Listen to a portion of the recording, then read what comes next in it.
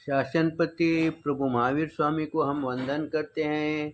सभी गुरु भगवंतों को तिकोतों के पाठ से वंदन करते हैं। श्रद्धावान भाई और बहनों, आपके अंदर विराजित आत्मा को माजलगांव से सुभाष कोठारी का सादर प्रणाम, सादर जय जिनेन्द्र। उत्तराध्यायन सूत्र के चौथे अध्ययन पर ये मेरा 17वां वीडियो है। कल हम 11वें गाथा का वर्णन कर रहे थे, 12वें गाथा का चिंतन कर रहे थे। मंदाय फासा बहुलो निजा त पग्गारेषु मनम न कुज्जा रखीज कोहम विनयज मानम मायम च शिवीज पईज लोहम।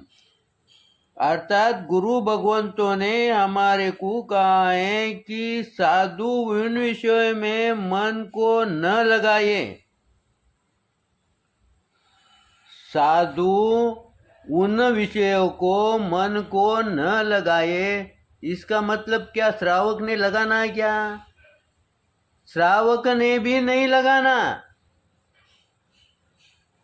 गुरु भगवंतों ने किसमें मन नहीं लगाने को कहा है? उन्होंने 4 बातों पर चिंतन करने के लिए हमें मजबूर किया है। एक है क्रोध, दूसरा है साधु ने उन विषय पर मन न लगाने को कहा, स्वयं के क्रोध को बचाए और मन से दूर रहे, यानी वो मन में भी न लाए। इसलिए गुरु भगवंतों ने हमारे 4 कषाय हैं, उनमें से क्रोध को से बचाए, क्रोध से स्वयं बचे, और दूसरा अहंकार को हटाए। ये 2 बातों पर हमने कल चिंतन किया है, क्योंकि ये चारों कषाय हम एक ही ग्रुप मानते हैं, लेकिन इनको हटाने के तरीके अलग अलग हैं। एक ही तरीके से ये चारों नहीं हटेंगे, ये गुरु भगवंत हमें समझाते हैं। और हम भी एक ही उपाय से अगर चारों को हटाने की कोशिश के पहले किए भी होंगे तो भी वो हटते नहीं है। लेकिन जब गुरु भगवंतों ने हमारे को मार्ग दिखाया है, उस मार्ग से हम अगर प्रयत्न करेंगे तो निश्चित ही इसमें हमारे को कमी आएगी। 100% ये संभव नहीं है, क्योंकि ये अनादि है, लेकिन उसमें कमी आ सकती है। आज नहीं तो कल इसमें निश्चित हम इससे मुक्ति मिला सकते हैं, प्राप्त कर सकते हैं। तो तीसरी क्या कहा है? तीसरी बात, माया का सेवन न करे। माया का सेवन न करे, सेवन यानी खाना हो गया, भोजन हो गया, एक ये अर्थ है। तो फिर हम माया को खाते क्या, उसका सेवन करते हैं क्या? तो गुरु भगवंतों ने यहाँ पर क्या कहा है कि सेवन न करे। इसका मतलब क्या हुआ कि हम माया करने में रुचि लेते हैं। जैसी जैसी किसी के प्रति माया, गुड़ माया, हमारे जो 9 कषाय आते हैं उनमें ये है, माया प्रमुख है। इसलिए माया जो है ना, इसको हम सेवन न करें। इसके मतलब हम किसी के प्रति माया करने का सोचते हैं, किसी के प्रति हम छल कपट करने का सोचते हैं, उस समय हम उसमें अधूरे में नहीं छोड़ते, उसको पूरा करते। भले ही दूसरा कोई आवश्यक काम भी होगा तो हमारी अधिक रुचि किसमें है? उस माया में है। और उस माया से मुक्त होने के लिए गुरु भगवंतों ने हमारे को कहा है कि तुम इसका सेवन न करे, यानी इस पर अधिक ध्यान न दे। किसी के प्रति छल कपट करने का है, माया करने की है, तो हम उसमें इतना इन्वॉल्व हो जाते हैं कि हमारे को कितना समय चले गया है।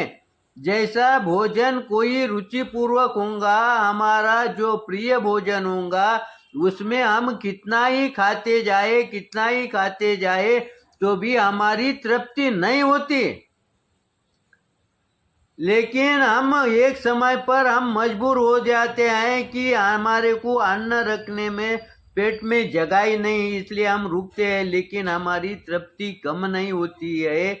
वैसा ही गुरु भगवंत कहते हैं, जब हम माया करते हैं, किसी के साथ छल कपट करते हैं, ये भावना जब मन में आती है तो हमारी रुचि इतनी जागृत होती है, इतनी जागृत होती है कि उसको छल कपट करने के हम अलग अलग मार्ग हम उसमें से ढूंढते हैं, निकालते हैं, करते हैं और उस पर अधिक चिंतन करते हैं और उसमें हम प्रवृत्त हो जाते हैं।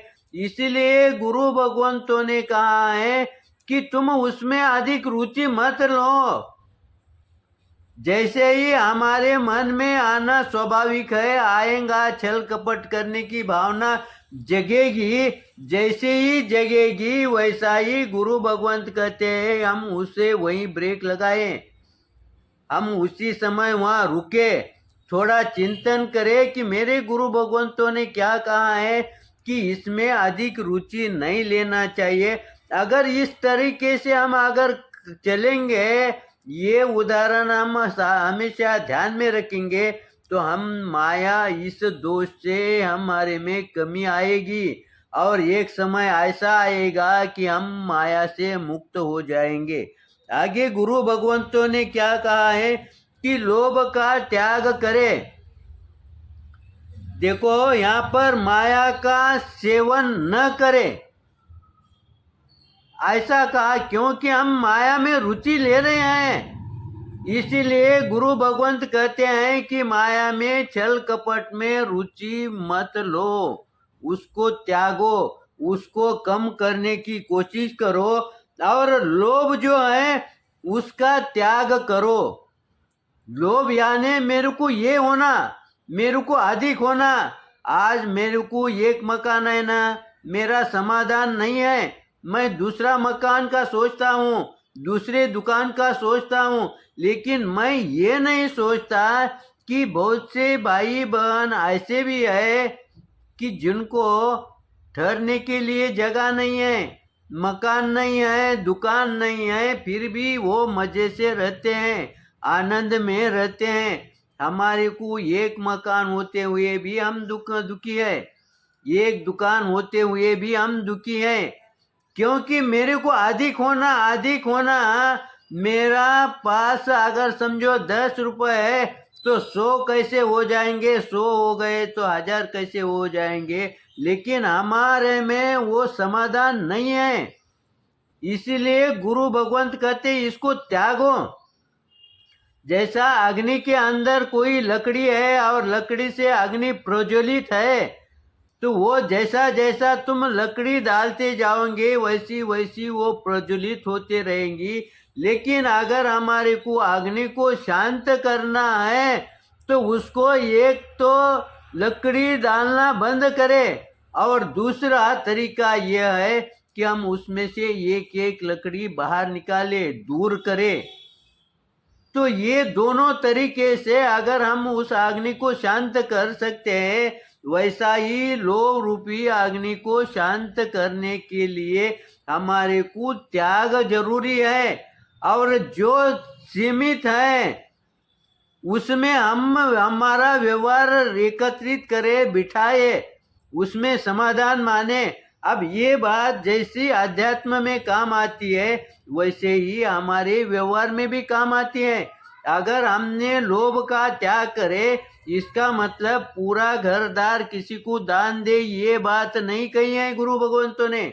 गुरु भगवंतों ने कहा है कि हमारे परिवार में कोई तकरार होती है, कोई कलह होता है, उसकी जड़ क्या है, तो हमारा अगर लोभ होगा तो हम उससे समाधान पाए कि हमारे से भी दूसरे के पास कुछ भी नहीं है, किसी के पास दोनों पैर भी नहीं है फिर भी वो मजे में है, किसी के पास एक हाथ नहीं, एक पैर नहीं, फिर भी वो हंसते खेलते रहता है। लेकिन हमारे पास सब इंद्रियां मौजूद है, रहने को जगह है, फिर भी हम दुखी क्यों हैं? इसका एक ही कारण है कि हमारी तृष्णा बड़ी है, बढ़ते ही जा रही है, लेकिन तृष्णा को ब्रेक नहीं है।